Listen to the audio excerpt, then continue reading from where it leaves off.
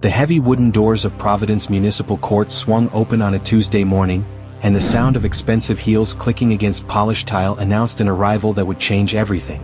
Madison Hartley walked in like someone accustomed to rooms rearranging themselves around her presence. At 19 years old, she wore privilege like a second skin, designer jeans that cost more than most people's monthly rent, a cashmere sweater in soft cream, and sunglasses perched on perfectly highlighted hair despite being indoors.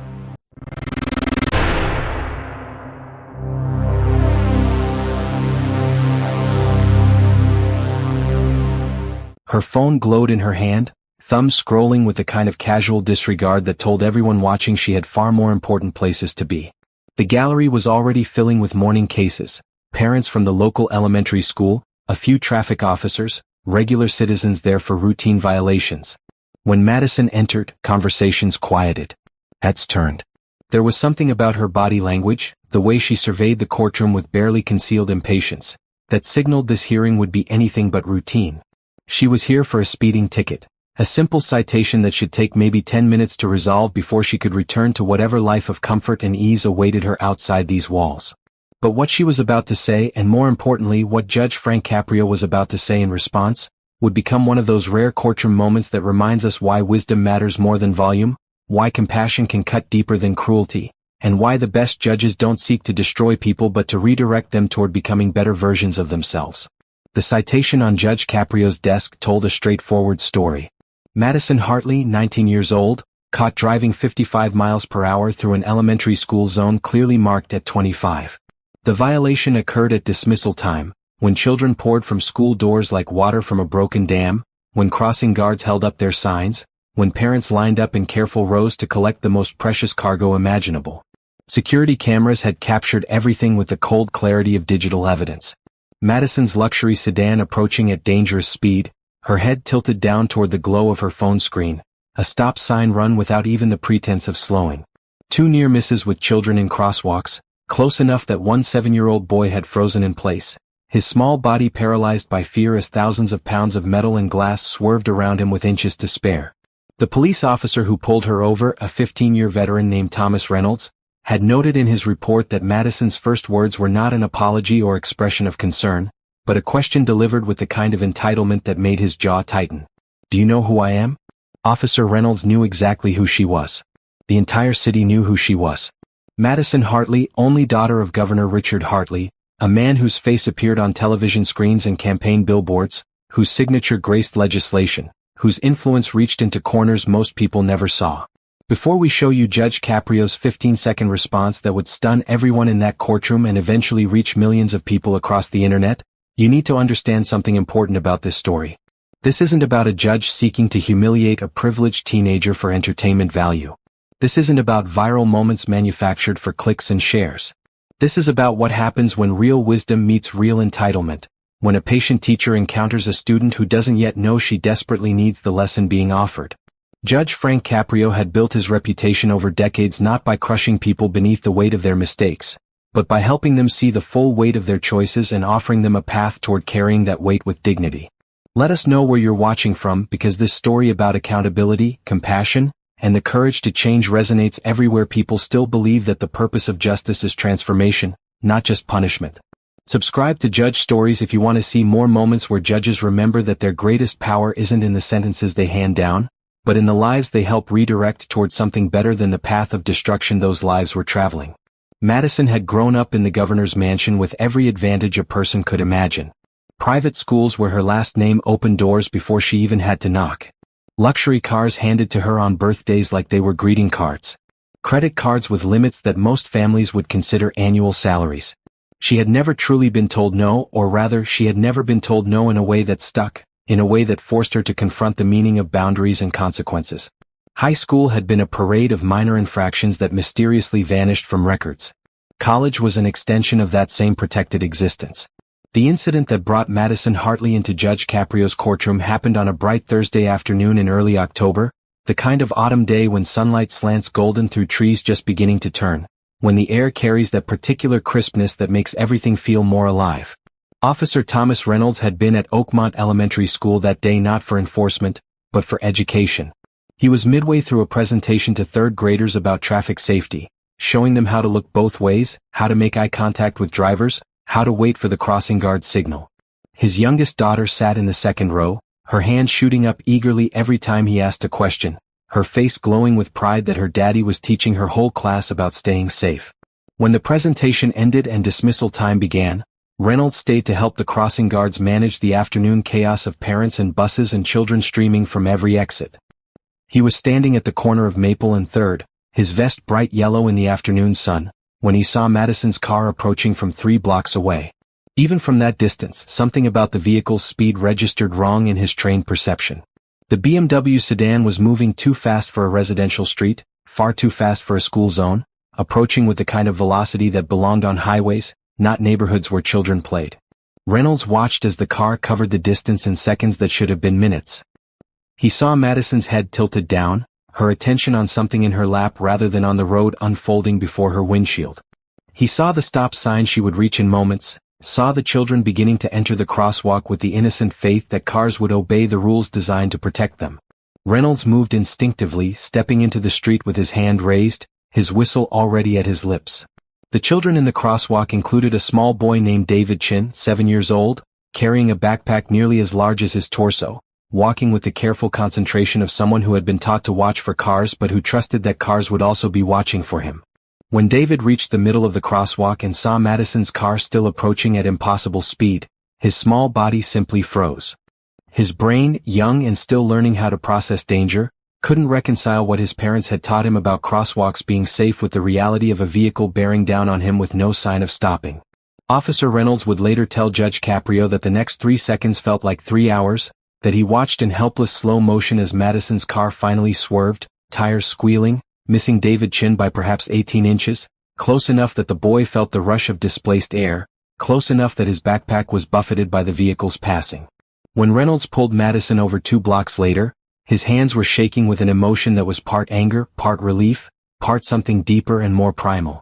The fear that any parent knows, the terror of how quickly everything can change, how fragile the barrier is between ordinary Thursday afternoons and tragedies that echo through generations. He approached her vehicle with professional composure that barely contained the storm beneath. Madison rolled down her window with visible irritation, already rehearsing the complaint she would file about being pulled over for no reason. Officer Reynolds asked for her license and registration, and Madison sighed the way people sigh when asked to complete an unnecessary chore. She informed him that she was in a hurry, that she was meeting friends for coffee, that she didn't appreciate being detained when she had places to be. Reynolds asked if she understood why he had pulled her over. Madison shrugged, said something about the speed limit in that area being unclear, suggested that she had been going with the flow of traffic. Officer Reynolds took a breath, steadying himself before speaking. He told her that she had been driving 55 miles per hour through a clearly marked school zone. He told her that she had run a stop sign without slowing. He told her about David Chin, frozen in the crosswalk, about how close she had come to destroying that child's life and her own future in a single moment of distracted entitlement.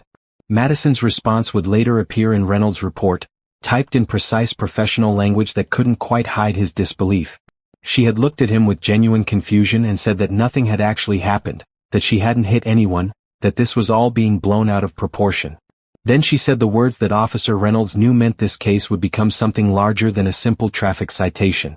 She said, "Just call my father's office, they'll handle this," as if consequences were problems that other people solved for her. The courtroom had an unusual energy that Tuesday morning, a tension that hummed beneath the surface of routine proceedings like electricity through wire. Word had spread through the community about Madison Hartley's citation, about the near miss with David Chin, about Officer Reynolds refusing to let political connections make this case disappear the way her previous violations had vanished into administrative silence. Parents from Oakmont Elementary filled the gallery, not with pitchforks and anger, but with the quiet determination of people who believed that some things mattered more than political convenience. Local reporters had positioned themselves carefully in the back rows, notebooks ready, cameras checking angles, sensing that Judge Frank Caprio's courtroom might deliver something worth documenting. When Madison entered with her attorney, a polished man in his 50s who carried the kind of expensive briefcase that signaled hourly rates most people couldn't afford, the murmuring in the gallery softened to watchful silence. She moved through the courtroom with the particular confidence of someone who had never truly lost anything that mattered, who had always been shielded from the full weight of her choices by layers of privilege and protection. Her attorney guided her to the defendant's table with a hand on her elbow, already assuming the posture of someone prepared to negotiate down from whatever charges had been filed. Judge Caprio entered through the door behind the bench, his black robe settling around him as he took his seat with the unhurried grace of someone who had presided over thousands of cases and understood that justice worked best when it moved at the pace of genuine understanding rather than the speed of expedient resolution. His face carried the lines of 7 decades lived with intention, eyes that had seen every variety of human behavior, wisdom earned through patient attention to the complicated truth that people were rarely as simple as their worst moments or as pure as their best intentions. He reviewed the file before him with careful attention, reading not just the citation but Officer Reynolds' detailed report, studying the security camera footage with the concentration of someone who understood that evidence told stories that participants often couldn't or wouldn't tell themselves. When he finally looked up and called the case, his voice carried through the courtroom with warmth that somehow didn't compromise its underlying firmness. "Miss Hartley, you're here today regarding a serious traffic violation. Before we proceed, I want to make sure you understand the nature of these charges." Madison stood, smoothing her sweater with hands that showed no tremor of nervousness, and responded in a tone that suggested she was humoring a process she considered unnecessary. "Your Honor, I understand I'm here about a speeding ticket. I'm prepared to pay whatever fine is appropriate so we can resolve this quickly." Judge Caprio removed his glasses, holding them loosely in one hand as he studied Madison with an expression that gave away nothing of his thoughts. "This isn't simply about speeding, Miss Hartley. You were driving more than double the posted limit through an active school zone during dismissal time. You ran a stop sign while looking at your phone. You came within inches of striking a 7-year-old child in a crosswalk." Madison's attorney stood smoothly, his voice carrying the practiced reasonableness of someone accustomed to making problems smaller through careful language. "Your Honor, if I may, my client acknowledges that she was traveling above the posted limit. However, there was no actual collision, no injury, no damage to property or person. We believe that the appropriate resolution would be a reduced charge, traffic school, and a reasonable fine." Judge Caprio nodded slowly as if considering this argument, though something in his eyes suggested he was measuring not just the legal points being made but the attitude behind them. "Mr. Henderson, I appreciate your position. However, this court measures violations not only by what happened but by what could have happened. The fact that we're not here discussing vehicular manslaughter is a matter of luck, not judgment." Madison shifted in her seat, unable to completely hide her irritation at the proceedings taking longer than she had anticipated. "Your Honor, I've been driving since I was 16. I'm a good driver. This is just an unfortunate situation that's being blown out of proportion." The judge leaned forward slightly, his voice remaining gentle but acquiring an edge that made everyone in the courtroom pay closer attention. "Miss Hartley, I'd like you to help me understand something. When you saw the stop sign at that intersection, what were you thinking?" Madison hesitated, clearly trying to remember details of a moment she had barely registered at the time. "I don't really remember the specific stop sign, Your Honor. I drive that route frequently."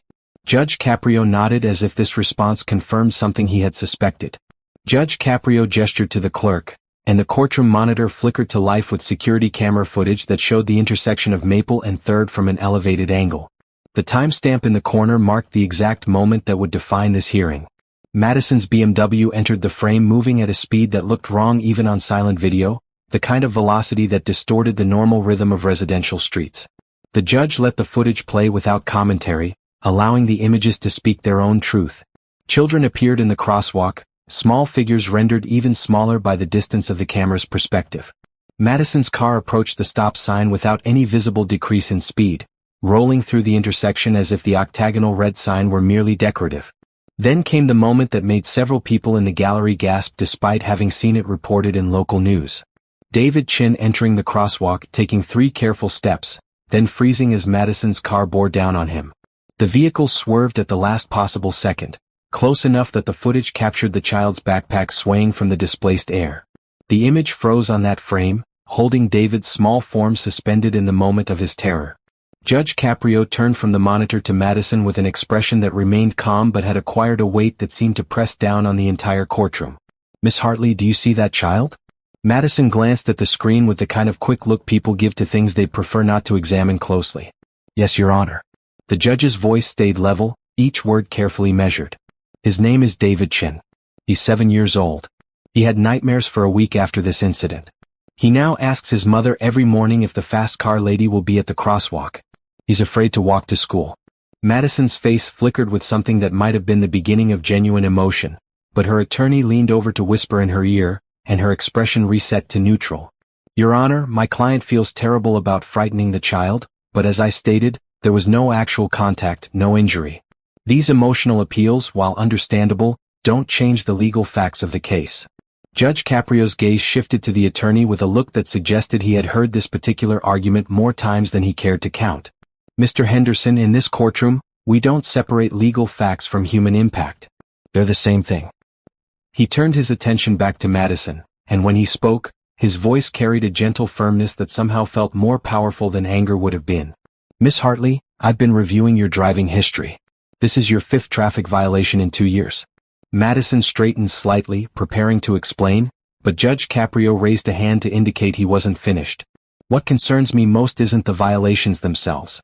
Young people make mistakes, push boundaries, test limits. That's part of learning to be an adult. What concerns me is that every previous violation was resolved quietly, made to disappear through family connections before you had to face any real accountability. Every time someone made a problem go away for you, they robbed you of an opportunity to learn what your choices actually cost. Madison's composure began to crack at the edges, frustration bleeding through her careful neutrality. Your Honor, I don't think it's fair to bring up cases that were already resolved. This is about one incident, and I've already said I'm willing to pay the fine. Judge Caprio leaned back in his chair, his expression suggesting profound disappointment rather than anger. Willing to pay the fine, he repeated softly. As if money could solve what happened in that crosswalk. As if David Chen's nightmares have a price tag. As if Officer Reynolds' hands stopped shaking the moment you handed over your credit card. That's when Madison's carefully maintained facade shattered completely, her voice rising with the kind of defensive anger that comes from being confronted with truths we don't want to acknowledge. Your Honor, with all due respect, you're making this into something it's not. I made a mistake, okay? Can we just move on? I have places to be, responsibilities, a life that doesn't stop just because I have to come to court for a minor traffic violation. The courtroom went silent in a way that felt different from ordinary quiet, a held-breath stillness that preceded something significant. Judge Caprio studied Madison for a long moment, and then she said the words that would define this entire hearing, the words that would force Judge Caprio to deliver the response that would be shared across the internet and played in driver's education classes and cited in discussions about privilege and accountability. Her voice carried equal parts frustration and entitlement as she declared, "My dad is the governor. You can't treat me like some common criminal over a speeding ticket." The silence that followed Madison's declaration felt absolute, as if the courtroom itself had drawn in a breath and forgotten to release it. Judge Caprio removed his glasses with slow deliberation, setting them on the bench before him with a gentleness that somehow made the gesture more powerful than if he had slammed them down. He leaned forward, his hands folded, his eyes meeting Madison's with an intensity that was neither angry nor judgmental but instead carried the weight of someone who had seen this particular form of blindness too many times and understood that the kindest thing he could do was help her finally see clearly. When he spoke, his voice was quiet enough that people in the back rows had to lean forward to hear, yet every word carried through the room with perfect clarity, each syllable landing with the precision of truth spoken without cruelty. Your father is the governor. My father was a barber. He taught me that character isn't measured by position, it's revealed by choices. You chose to endanger children. That choice defines you far more than any title ever could. In this courtroom, you're not the governor's daughter. You're someone who forgot that privilege comes with responsibility. 15 seconds. That was all it took for Judge Caprio to say what needed to be said, to cut through years of insulation and protection and reach the human being beneath the entitlement.